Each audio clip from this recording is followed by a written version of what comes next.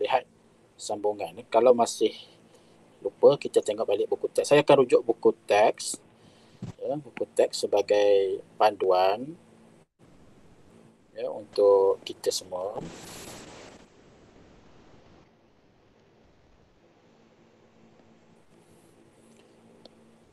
Kita bab 3 itu ya.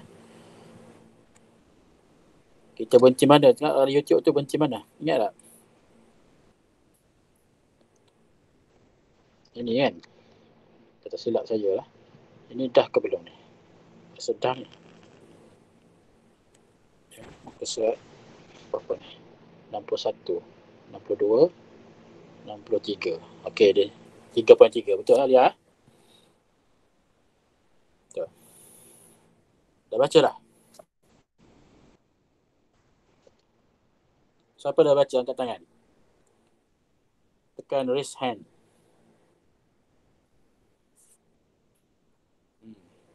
Tak ada orang tekan pun raise hand. Maknanya tak ada orang baca lah. Ya. Farah Hidayu.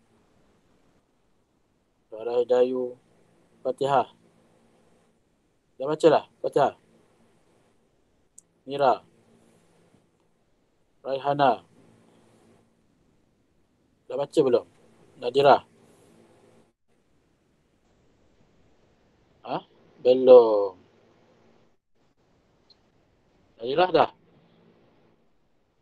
Belum. Bila nak baca? Raihanah belum. Mira tak lagi. Alia? Baca sikit. Baca sikit. Apa yang awak baca? Boleh awak terangkan? Alia? Buka onkan mic awak. Dengar sikit. Apa yang awak faham? Yang awak baca? Pasal larutan isotonik, hypotonik dengan hypertonik. Okey. Cuba apa yang awak faham? Larutan isotonik tu dia sama. Kepekatan bahan terlarut dia sama. Okey. Larutan hypotonik dia kepekatan ada yang rendah, ada yang tinggi. Okey. Lepas tu Lagi? larutan hypertonik sama juga, ada yang rendah, ada yang tinggi. Lepas tu dia ada keupayaan air yang berbeza.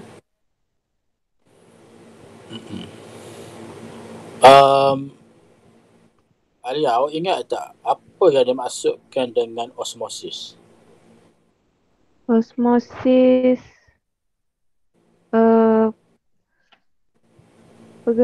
dia dalam sekejap. Dia berkait dengan air. Okey. Berkait dengan air. Jadi apa yang dikatakan osmosis tu? Dia ada dalam pengangkutan pasif. Boleh awak bagi masuk osmosis tu? Dia sama dengan resapan ringkas tapi dia hanya melibatkan sama dengan resapan ringkas. Okey. Lepas Apa tu yang sama? dia cara resapan dia. Boleh awak terang sikit? Daripada kawasan keupayaan air tinggi ke kawasan keupayaan air rendah. Itu siapa tu? Itu siapa? Uh, Osmosis ke resapan ringkas tu? Osmosis. Osmosis. Okey, jadi daripada keupayaan air tinggi ke keupayaan air rendah, itu adalah osmosis. Tapi kalau resapan? Kalau resapan dia kepekatan bahan. tinggi ke kepekatan bahan yang rendah. Hmm. Okey, jadi adalah yang sama tu dari segi tinggi ke rendah lah ya. Dari Ah, segi tinggi ke rendah, tetapi bahan yang terlibat tu berbeza ya. Kalau resapan tu apa tu dia sama ada gas ya. Biasanya gas lah, gas respirasi. Seperti oksigen, karbon dioksida. Tapi osmosis ni betul-betul air. Okey, betul-betul air. Okey, bagus. Terima kasih ya. Baik, jadi kita untuk subtopik 3.3 ni ya, yang melibatkan apa yang disebutkan oleh Alia tadi berkenaan dengan apa tu larutan isotonik, hypertonik dan hypotonik. Dia melibatkan kita nak bincang tentang air. Ya, melibatkan air. Bila melibatkan air, maka kita akan bercerita tentang osmosis lebih lah berbanding dengan yang lain. Tapi sebelum tu kita akan tengok dulu dia punya intro di sini ya. Tengok pada buku ya, dikata di situ pergerakan bahan merentas membran plasma dalam organisma hidup. Jadi kita dah belajar sebelum ni dalam kelas sebelum ni dalam bentuk YouTube ya. Terdapatnya jenis pengangkutan pasif dan pengangkutan aktif. Secara mudahnya, pasif tidak menggunakan tenaga, aktif memerlukan tenaga dalam bentuk ATP. Ya, itu maksudnya di situ. Jadi kita akan lihat pengangkutan pasif dalam organisma berlaku semasa satu, pertukaran gas antara alveolus dan kapilari darah melalui resapan ringkas. Okay. Yang kedua, penyerapan semula air berlaku secara osmosis melalui tubul renal di ginjal. Okay. Osmosis, penyerapan semula air berlaku ya. Ini dalam bab nantilah kita akan bincangkan ya, berkenaan dengan penyerapan semula air. Kemudian yang ketiga, penyerapan air oleh sel akar rambut tumbuhan juga melalui osmosis. Dan yang keempat, penyerapan molekul fruktosa berlaku secara resapan berbantu di wilus ya. Di wilus ni di usus kecil ya. Kemudian pengangkutan aktif dalam organisma juga berlaku semasa penyerapan glukosa dan asid amino. Okey, penyerapan glukosa dan asid amino dalam wilus menggunakan pengangkutan aktif. Yang kedua, penyerapan semula glukosa dalam tubul renal di ginjal. Okey, penyerapan semula glukosa dalam tubul renal di ginjal. Yang ketiga, pengangkutan sukrosa dari daun ke tisu flowerworm. Okey, pengangkutan sukrosa dari daun ke tisu flowerworm. Dan yang keempat, penyerapan ion mineral oleh sel akar rambut tumbuhan. Okey, penyerapan ion mineral. Jadi makna sini, pengangkutan aktif ada 4 contoh.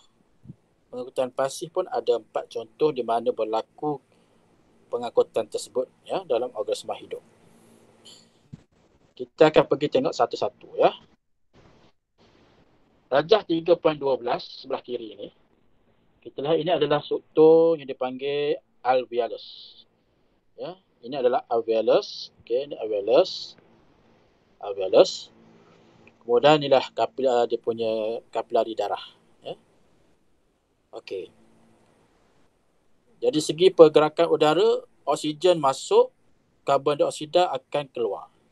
Ya, sebenarnya dalam subjek sains masa awak menengah rendah awak dah belajar ya tentang respirasi. Ya, respirasi. Jadi apabila kita tarik nafas, oksigen masuklah ya, oksigen meresap masuk dan berkumpul di alveolus ni. Dia berkumpul di sini. Ya. Jadi bila oksigen berkumpul di alveolus, oksigen tu berada dalam keadaan kepekatan yang tinggi. kita tinggilah kandungan dia, sama ada dari segi kepekatan ataupun dari segi tekanan separa dia. Ada dua istilah yang boleh digunakan ya. Yang pertama kepekatan, yang kedua tekanan separa ya. Tekanan separa, semi pressure ya, ataupun kita panggil tekanan separuh. Jadi apabila kawasan sini tinggi, saya buat simbol anak panah begitu ya, tinggi ya. Dia punya oksigen dia tinggi. Kita nak bandingkan dengan siapa? Bandingkan dengan kandungan oksigen dalam kapilari darah. Kapilari darah ni yang ni ya, yang start ke sini ni, semua kapilari darah ni. Ini adalah kapilari darah. Yang mengelilingi alveolus adalah kapilari darah. Jadi tekanan ataupun kepekatan oksigen di dalam kapilari darah adalah rendah. Ya. Jadi apabila ya, tekanan oksigen dalam alveolus lebih tinggi berbanding tekanan oksigen dalam kapilari darah, maka resapan gas boleh berlaku. Ya, dia konsep resapan, ya, konsep resapan ringkas lah, kita kata resapan mesti daripada kawasan yang berkepekatan tinggi ke kawasan kepekatan rendah. Tinggi ke rendah. Ya, saya gunakan simbol lah. Simbol ni simbol tinggi, ini simbol rendah. Atau kalau tak nak guna simbol ni, guna T lah. T ke R. R tu rendah. Maksudnya gas oksigen meresap masuk ke dalam kapilari darah dari kawasan berkepekatan tinggi di alveolus ke kawasan berkepekatan rendah di dalam kapilari darah. Dia mesti berlaku macam tu, baru boleh resapan berlaku. Ya, kalau tidak akan berlaku resapan. Manakala gas karbon dioksida pula, gas karbon dioksida ni nak dikeluarkan daripada alveolus ke atmosfera, keluar daripada tubuh badan kita lah. Maka dia akan jadi terbalik daripada oksigen. Ya. Maksudnya kandungan karbon dioksida di dalam kapilari darah lebih tinggi berbanding kandungan karbon dioksida di dalam alveolus. Ya. Maksudnya gas karbon dioksida di dalam kapilari darah akan meresap keluar ya, dari kapilari darah ke alveolus secara resapan. Apabila berlaku perbezaan kepekatan. Ibarat kita ada dua tempat lah ya. Kalau saya buat satu macam bilik lah ya, dua bilik. Ya, ibaratlah ni analogi ya. Jadi resapan ni dia mesti daripada tinggi ke rendah. Begitu. Katakan ni bilik 1, B1. Bilik 1 ni bilik 2. Yang mana tinggi akan pergi ke rendah. Jadi semua benda yang duduk dalam bilik 1 ni, contohnya gas, oksigen, dia akan pergi meresap. Ya, meresap ke kawasan yang kepekatan rendah. Kan? Jadi bila dah di sini, kita kata bila individu lah, kalau kita kata analogi lah, individu daripada bilik 1 ni berpindah ke bilik 2, apa berlaku kepada bilik 2? Jadi penuh lah, jadi ramai kan. Asal katakan ada 2 orang kan, yang masuknya katakan 6 orang, jadi 8. Jadi bilik 2 dah jadi tinggi pula ya, tinggi ya, ada jadi 8 katakan sini, daripada asal 2 jadi 8. Jadi bila dia tinggi di sini, dia nak bandingkan siapa? Dia kena banding pula dengan dia punya bahagian ataupun bilik yang sebelah dia pula. Katakan ada bilik 3. Bilik 3 dan seterusnya. Ataupun kalau tak ada bilik 3, bilik sampai bilik 2 je, maknanya katakan bilik 2 ni lebih tinggi berbanding dengan bilik 1, maka oksigen yang dikatakan sebagai sumber untuk berpadu dengan darah ni, dia akan digunakan untuk respirasi, kemudian akan menghasilkan karbon dioksida. Kita tahulah respirasi ya. Respirasi dia punya produk dia, salah satunya adalah karbon dioksida. Ya, respirasi berdasarkan formula GOCAT. Ya, formula GOCAT. Apa itu GOCAT? Iaitu glukosa, oksigen, menghasilkan karbon dioksida, air dan juga tenaga. Jadi karbon dioksida ni salah satu daripada produk daripada respirasi. Maka bila karbon dioksida hendak disingkirkan keluar, maka di dalam sel badan tu pula jadi tinggi. Kemudian nak dipindahkan pergi ke kapilari darah, kemudian daripada kapilari darah pergi ke alveolus. Dari alveolus nak keluarlah melalui hembusan nafas.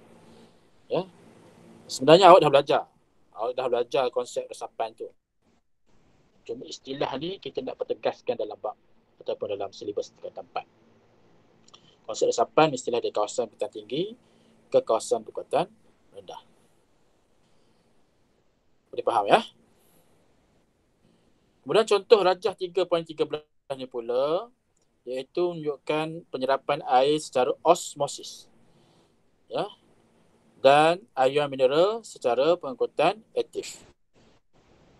Jadi kalau melibatkan air, awak ingat ya, bila air saja osmosis. Tapi kalau melibatkan ion, kena hati-hatilah. Kadang-kadang dia boleh jadi resapan berbantu, boleh jadi juga pengangkutan aktif. Saya dah buat itu, saya dah bagi nota dalam bentuk peta pokok lah. Peta pokok bagaimana bahan merentas bahan bahan merentas membran plasma tu. Cara-cara dia, contoh-contohnya. Itu memang kena hafal tu. Ya. Kena hafal, kemudian kena faham. Mula kena hafal dulu, lepas tu kena faham. Faham tu selepas kena hafal. Jadi osmosis melibatkan air. Kita tahu air perlu meresap ke dalam akar. Sebab untuk menjalankan proses fotosintesis, salah satu bahan yang perlu ada bagi suatu tumbuhan hijau ialah air.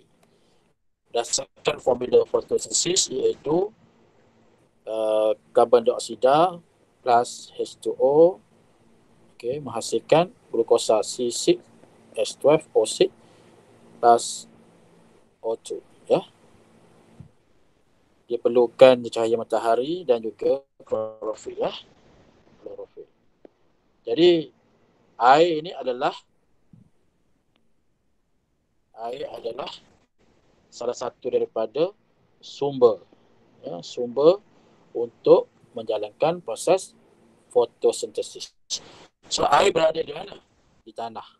Ya, bila air duduk dalam tanah kita panggil air tanah. Ya, air tanah. Jadi air ni dia nak meresap masuk ke dalam akar, dia mesti berlaku memenuhi maksud osmosis.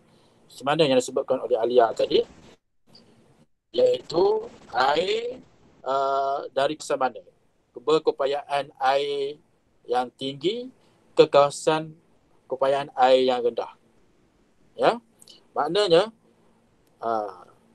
dari kawasan tinggi luar lah. Katakan sini air, air yang biru ni air lah. Sekejap ya.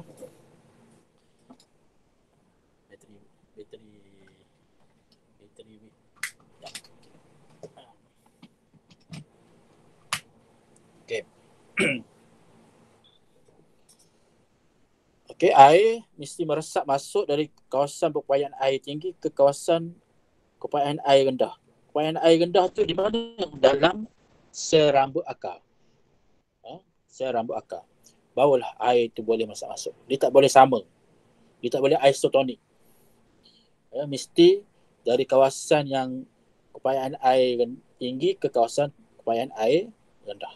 Barulah air tu boleh meresap. Ya. Istilahnya ialah air meresap. Saya guna kata air meresap. Bukannya air itu bergerak. Ya. Dalam bahasa Inggeris kita panggil the water is diffused into the cell. Air meresap masuk ke dalam sel. Ya. Bukan air move. Water move into. Move kita tak pakai. Kita pakai diffuse. Istilah diffuse ataupun meresap tu adalah istilah yang paling tepat untuk menggambarkan bagaimana proses osmosis itu berlaku. Ya, itu untuk osmosis. Kalau untuk pengangkutan aktif yang melibatkan ion, katakanlah ada ion. Ya, ion apa? Tak kira lah ion magnesium ke, ion kalsium ke. Yang biasanya kita kata mineral lah. Mineral baja kan. Orang isi baja. Fertilizer isi baja. Baja ni mengandungi aluminium, amonium, baja nitrat, fosforus. Maknanya itu adalah baja. Tapi dari segi molekulnya adalah ion-ion yang aktif, yang diperlukan untuk pertumbuhan-tumbuhan tersebutlah. Jadi ion tu dia nak bergerak masuk, saya guna kataan bergerak sebab untuk ion tak apa. Ion tu dia nak bergerak masuk ataupun nak diangkut masuk ke dalam sel-sel akar secara pengangkutan aktif. Jadi kalau melibatkan pengangkutan aktif, kita kena cerita tentang pengangkutan aktif lah. Bagaimana? Dia mesti bergerak dari kawasan berkepekatan rendah ke kawasan berkepekatan tinggi. Tu kalau pengangkutan aktif Jadi pengangkutan aktif ataupun saya buat singkatan PA, pengangkutan aktif. Jadi ion lah. Ya, dia meresap ataupun dia bergeraklah masuk ke dalam akar ni dari kawasan yang dia punya kepekatannya rendah ke kawasan di dalam sel akar tu adalah tinggi. Jadi barulah berlakunya pengangkutan aktif. Tapi dia perlukan tenaga lah. Dia perlukan tenaga lah bentuk ATP untuk membolehkan ion tersebut meresap masuk. Cara dia masuk kita dah bincang sebelum ni dia melalui protein pembawa. Tengoklah, kita dah bincangkan itu Boleh faham Okey, barulah timbul istilah ni Alia Itu larutan iso, hypo, hyper. Cuba gariskan tu Iso, hypo, hyper. Hyper.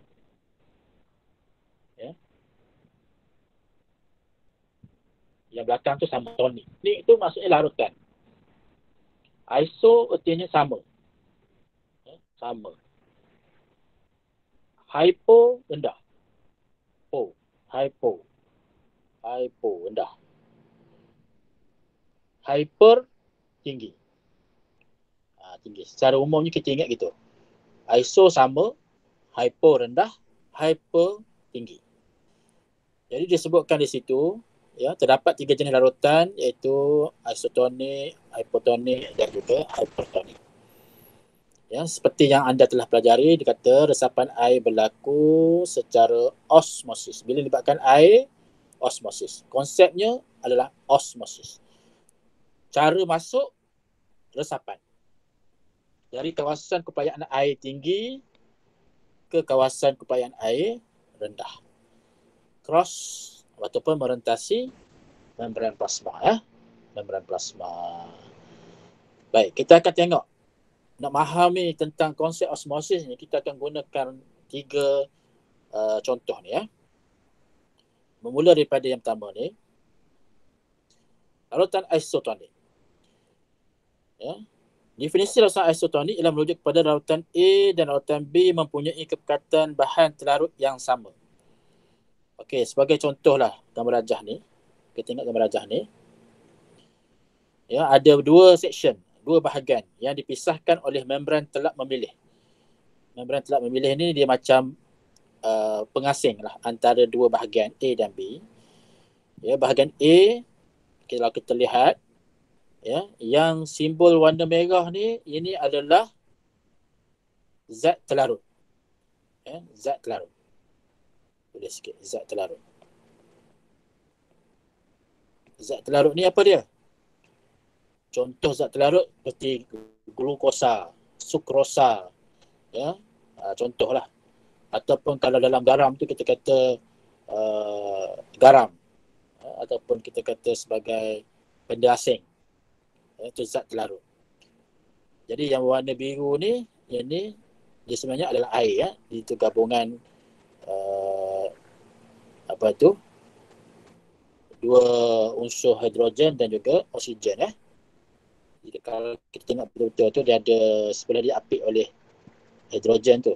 Ini oksigen. Sebab air kan terdiri daripada H2O kan. H2O. Jadi yang sebelah ni, ini adalah hidrogen. Tengah yang besar tu adalah oksigen. Jadi air kalau kita kira, cuba kita kira. Kita kira, kita akan dapati di sini ada 1, 2, 3, 4, 5, 6, 7, 8. Saya buat situ sebagai 8 air, 8A lah. Ini 8A. Belah A ni ada 8A. Sebelah B, kita kira. 1, 2, 3, 4, 5, 6, 7, 8 juga. 8A juga. 8A juga. Kemudian zat terlarut di sebelah A ada berapa? 2 Z. 2 Z. Z itu ialah zat terlarut.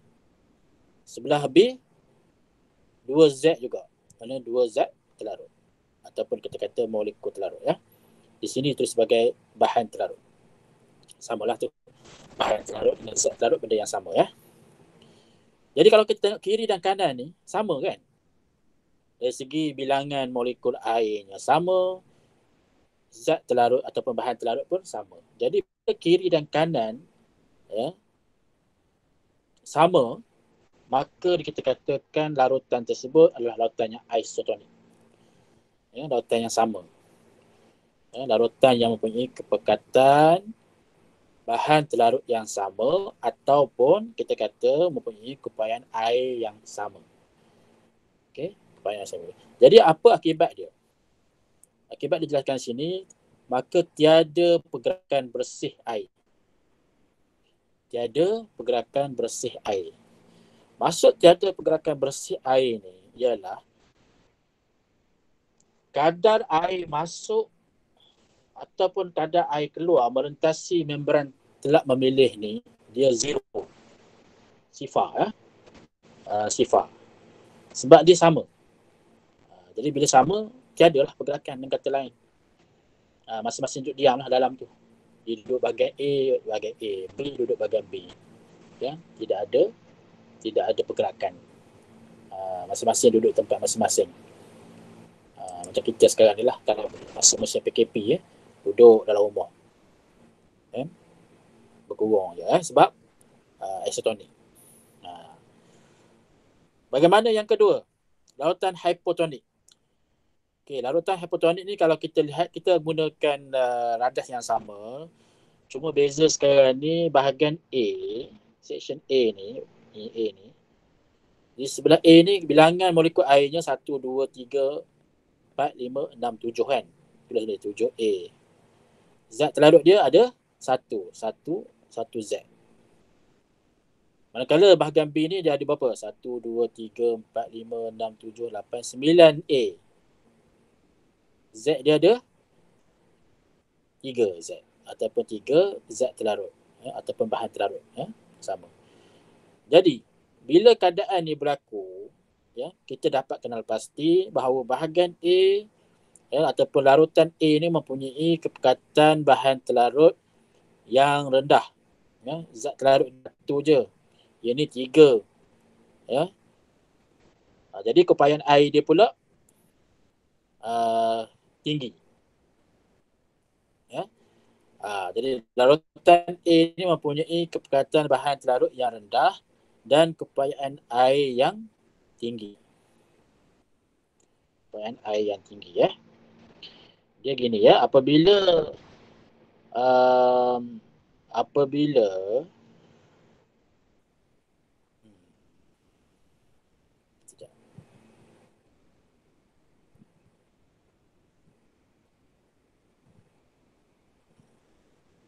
sebenarnya gambar dia ni gambar dia ni silap. Gambar dia ni gambar dia silap. Sepatutnya kita buat correction terus. Awak terus buat correction. Buku teks yang awak terima ni sebenarnya bukan semuanya betul. Nanti marah orang buat buku teks ni. Sebenarnya buku teks ni ada beberapa ralat. Saya dah bagi ralat sebelum ni dalam gambar rajah yang sebelum ni. Ada tu ralat. So, saya tengok salah ni kata ni tapi yang ni pun salah kat ni. Salahnya sebab apa? Salahnya ialah pada bilangan molekul air. Bilangan molekul air sepatutnya di sebelah A ni mestilah lebih banyak berbanding di sebelah B. Ya, maknanya sepatutnya di sebelah A ni 9 lah katakan. 9A 1Z tu betul. Jadi awak buat tambah lah, betul kan? Tambah satu lagi jadi 8. Dan tambah satu lagi jadi 9. Yang sebelah B ni sepatutnya 7A. Ya, 7A. Ya, jadi awak potong lah. Macam mana cara nak potong tu, jangan ikut pula. Cross je lah ya, cross. Jadi cross, salah. Jadi bila kita tulis itu, kita akan tulis sebagai 9A 1Z. Sini jadi 7 lah. Saya kena padam ni. Ya. Itu yang penting datang kelas ni. Sebab apa? Sebab kadang-kadang tu masa cikgu mengajar tu lebih penting. Ada perangai-perangai yang mungkin tidak ada ataupun tidak sama dalam buku. Kalau kita tengok buku, ada silap dia. Adalah selagi manusia. Selagi manusia ada silap dia tu. Okey. Jadi sekarang ni, barulah betul barulah boleh air yang mempunyai keupayaan air tinggi di sebelah A ni, molekul dia meresap ke sebelah B. Dia sebab apa? Dia mematuhi syarat osmosis, iaitu larutan A mempunyai kepekatan bahan terlarut yang rendah. Macam mana kita tahu rendah? Sebab dia ada 1Z. 1Z berbanding dengan sebelah B ada 3Z. Jadi yang sebelah B tu kita kata kepekatan bahan terlarut dia tinggi lah. Kan? Ataupun dalam masa yang sama bermaksud di bahagian A ni keupayaan air dia tinggi. Dia ada 9 molekul air. Berbanding dengan sebelah B ada 7 molekul air. So 9 dengan 7 sudah tentu 9 lebih tinggi. Barulah molekul air dari sebelah A meresap ke bahagian B secara osmosis. Sehingga bila? Sehingga keseimbangan tercapai. Ya. Dia akan stop lah bila seimbang. Bila bahagian A dengan bahagian B ni dia balance dari segi apa? Molekul air dengan molekul. Kalau kita lihat sini, okey, persoalan je. Di sebelah B ni ada 3Z. Sebelah A ni ada 1Z. Z ni tak gerak dah. Yang bergerak hanya air saja. Sebab kita bila sebut osmosis ni hanya molekul air je meresap. Sebab apa Z tak boleh meresap? Okey. Jadi jawapannya ialah kerana dia dihalang oleh membran. Membran ni kan nama dia telak memilih. Ya, membran telak memilih ni maksudnya ialah ia membenarkan sebahagian bahan meresap melaluinya dan menghalang sebahagiannya. Bukan semua boleh meresap masuk. Sebab tu membran dipanggil juga dia sebagai membran separa telak. Jadi molekul zat terlarut ni dia bersaiz besar. Ya, dia bersaiz besar, maka dia dihalang daripada meresap. Sama ada meresap masuk atau keluar lah. Yang hanya meresap masuk keluar hanyalah molekul air. Dengan syarat mematuhi konsep osmosis. Ya, konsep osmosis apa dia? Iaitu pergerakan atau peresapan molekul air dari kawasan berkeupayaan air tinggi ke kawasan keupayaan air rendah. Barulah berlakunya osmosis. Ya. Sehingga keseimbangan A dan B itu tercapai. Kalau kita tengok di sini, logiknya bila molekul air daripada A meresap masuk ke B, molekul B itu yang mungkin kita kata tinggi kepekatan dia akan jadi kurang lah kepekatan dia sebab air dah banyak masuk. Ya, air bila macam kita macam kita buat air lah, kita ibarat air, kita buat air Milo. Air Milo tu kita isi banyak serbuk Milo tu. Ya. Airnya katakan satu cup atau satu cawan tu, katakanlah dari segi kuantiti dia, let's say kita isi 100 ml air. Ya, air panas air panas. Kita isi 100 ml air panas. Kemudian kita letak berapa sudu Milo atas kita punya suka lah. Mungkin kita letak katakan 2 sudu besar. Ya, 2 sudu besar ke dalam. Okey. Bila kita kacau, kita gaulkan, kita kacau jadi air Milo, kita kata. Air Milo. Tapi katakan satu lagi. Bekas yang sama tapi airnya sama juga. 100 ml. Yang ni kali ni awak letak 5 sudu. 5 sudu Milo. Ya, yang ni 5 sudu, yang ni 2 sudu. Mana yang lebih pekat? Tahu dah jawapan dia tak? Dah tentulah yang 5 sudu Milo ni kepekatan air Milo dia tinggi. Sebab apa kepekatan air Milo dia tinggi? Kerana zat terlarut ataupun bahan terlarut iaitu serbuk Milo tu banyak. Ya, tinggi kuantiti dia berbanding dengan yang dua ni. Ya, itu contoh. Mana nak gambarkan tentang molekul dari kepekatan tu. Ya, bila air bila kepekatan air itu tinggi, maknanya kepekatan zat terlarutnya adalah rendah. Begitulah sebaliknya. Jika kepekatan air itu rendah, dari segi kepekatan zat terlarut ataupun bahan terlarut adalah tinggi. Ya? Okey. Jadi awak kena faham tu, kena biasakan dengan dua istilah. Yang pertama, keupayaan air. Yang kedua, kepekatan bahan terlarut ataupun zat terlarut. Ya. Kalau buku KPSM dia guna zat, buku KSM dia guna bahan. Benda yang sama je sebenarnya. Ya. Dan kalau tulis pun tak salah. Sama ada tulis zat ataupun bahan, diterima. Boleh faham ni? Mira, boleh faham? Ayu Madiha, boleh faham tak? Boleh. Saya minta awak explain sikit nanti. Lepas ni. Siapa yang faham? Okey, dan yang ketiga, larutan hypertonik. Dia ada huruf R belakang tu jadi hyper. Tinggi lah. Kalau kita tengok contoh yang sama juga, ya, antara bahagian A dengan B ni, A dengan B, sama. Kita tengok. Saya tengok gambar dia betul tak? Kita tengok, cuba kita labelkan dia, molekul air di sebelah A ni dia ada 1, 2, 3, 4, 5, 6, 7, 8, 9. 9A. Kemudian molekul zat terlarut dia ataupun bahan terlarut dia ada 3. 3Z. Kemudian di sebelah sini dia ada 1, 2, 3, 4, 5, 6, 7. 7A. Kemudian 1Z. Betul tak? Gambar ni sendiri betul tak gambar ni? Kalau dia nak meresap, air nak meresap mestilah daripada kepekatan air yang tinggi. Kan? Ini terbalik juga. Ya, awak kena betulkan gambar ni. Ya. Ya, kena betulkan gambar ni. Gambar ni salah. Saya berani gambar. Buku ni salah.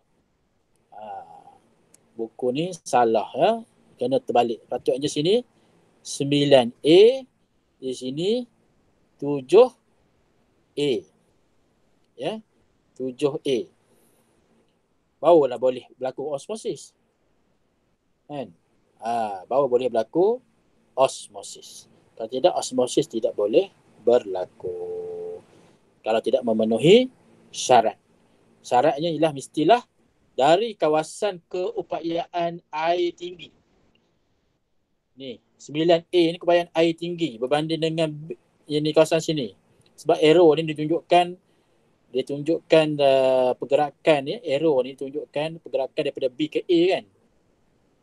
Daripada B ke A. Kalau B ke A mestilah dari kawasan keupayaan air dia tinggi ke kawasan keupayaan airnya rendah. Barulah osmosis boleh berlaku. Ataupun kepekatan zat terlarut ataupun bahan terlarutnya rendah ke kawasan zat terlarut yang tinggi. Barulah berlaku osmosis.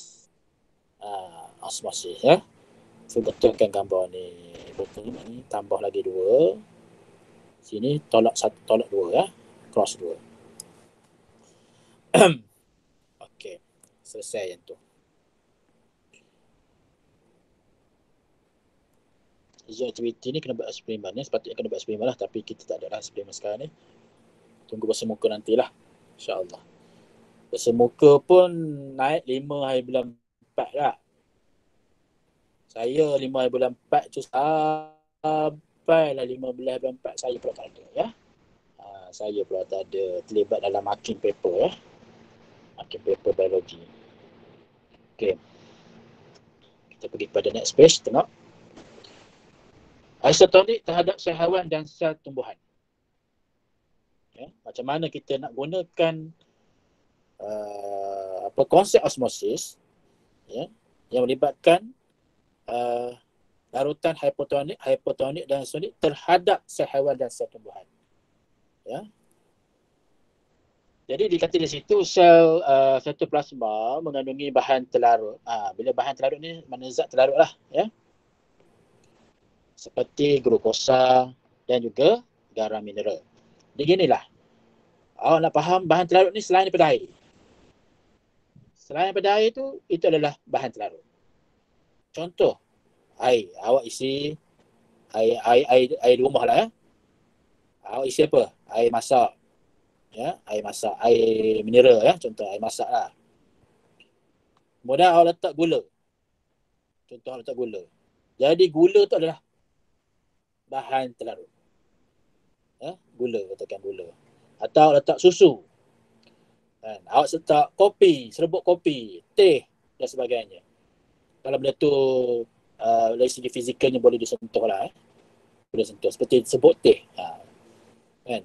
Ataupun Milo tadi, saya sebut Milo. Jadi, benda yang bahan yang selain daripada air, itu adalah bahan terlarut. Sebab apa bahan terlarut? Bila kita kacau konsep dalam sains, bahan tu boleh larut dalam air. Syarat dia lah, syarat dia boleh larut dalam air. Kalau kita kacau dia tak larut, dia terlampai, itu bukan bahan terlarut. Kan? Kalau katakan contohnya daun teh tu, daun teh kalau air panas sekalipun dia tak larut. Jadi dia terlampai kan. Jadi daun teh tu bukannya bahan terlarut. Dia syarat dia benda tu bila kita kacau dia larut. Kalau kita nak cepat larut guna air panas. Okey ya. Bendalai yang terdapat dalam sel dikenali sebagai bendalai intrasel. Ya. Okey, katakan ni sel haiwan, ada nukleus, ya. Kemudian bendalai duduk dalam ni. Ni bendalai ni dalam ni. Kita panggil bendalai intrasel. Intra ni maksudnya dalam. Ya, bendalai dalam sel. Setiap sel juga dikelilingi oleh bendalai ekstrasel. Jadi bendalai yang duduk luar ni, yang duduk luar pada sel adalah ekstrasel. Oleh itu, sel sentiasa mengalami proses osmosis. Dan pergerakan air merentas membran plasma bergantung pada kepayaan air dalam bendalai ekstrasel dan juga bendalai intrasel. So kita kata ni luar, ini dalam ya. Jadi air ni nak meresap masuk ataupun meresap keluar, dia depend kepada kepayaan air ya. Ya, kalau misalnya kepayaan air di luar ni adalah tinggi dan dalamnya adalah rendah, maka air akan meresap masuk ke dalam sel. Ya. Untuk mematuhi konsep osmosis ya. Konsep osmosis. Tapi kalau sebaliknya, sekiranya kepayaan air di dalam sel ataupun intrasel ni lebih tinggi berbanding dengan di luar, maka air akan meresap keluar daripada dalam ke luar. Macam tu je konsep osmosis ya. Jadi kalau kita gunakan kesan larutan hipotonik ke atas sel darah merah, kita nak tengok. Apabila sel darah merah berada dalam larutan hipotonik, katakan kita ambil sel darah merah, kemudian kita letakkan ia ke dalam larutan yang hipotonik. Ya, kita akan dapati bahawa sel darah tersebut mengembang. Ya, maknanya air dari luar ni akan diffuse into the cell. Air akan masuk ke dalam sel. Bila air meresap masuk ke dalam sel, jadi sel darah merah yang tidak mempunyai dinding sel ni, dia ada membran plasma saja, dia akan mengembang. Macam balon lah. Kita tiup balon tu, gas masuk. Ini umpamalah, ni satu perumpamaan. Kita tiup sampai satu tahap balon tu dah tak boleh mengembang. Kalau dia mengembang, dia pecah. Betul tak? Awak tiup juga, jadi lama-lama balon tu pecah. Jadi ini adalah keadaan yang dikatakan akhirnya meletus. Ya. Sebab air meresap masuk. Terus masuk. Jadi kenapa dia meletus? Kenapa dia mengembang dan meletus? Kerana dia punya structure dia, membran plasma ni sangat nipis ataupun terlalu nipis, ya, untuk menahan tekanan osmosis yang terhasil dalam sel, ya. Dan keadaan letusan tu dipanggil sebagai hemolisis. Hemo daripada perkataan hemoglobin.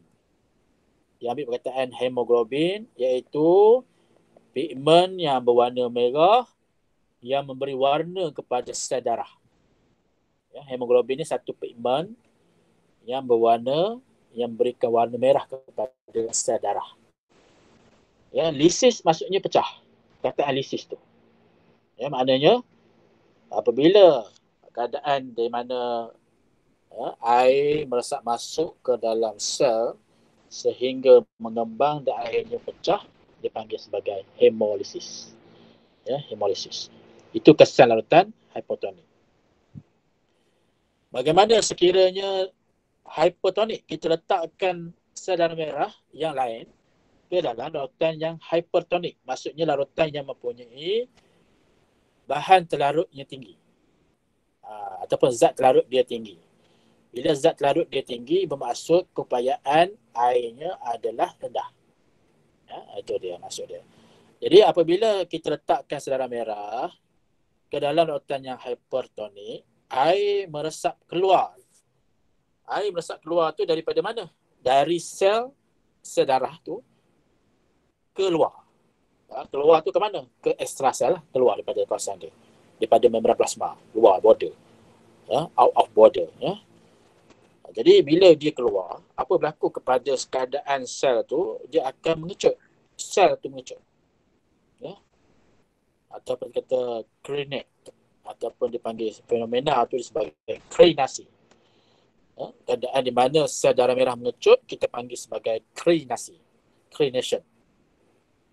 Krenasi. Macam inilah gambar dia. Kalau yang pecah tadi, dia seperti ini. Dia ada letusan. Ini letusan macam pecah. Dia akan akhirnya pecah, meletup. Tapi ini dia mengecut. Mengecut. Barangkali ibarat balon yang mengecut. Jadi kalau misalnya kita nak pastikan sel berada dalam keadaan yang sentiasa konsisten, maka larutan isotonik diperlukan. Larutan yang isotonik, di mana air meresap masuk ke dalam dan keluar sel secara osmosis pada kadar yang sama. Ini maksud dia. Iaitu tiada pergerakan bersih air merentasi membran plasma.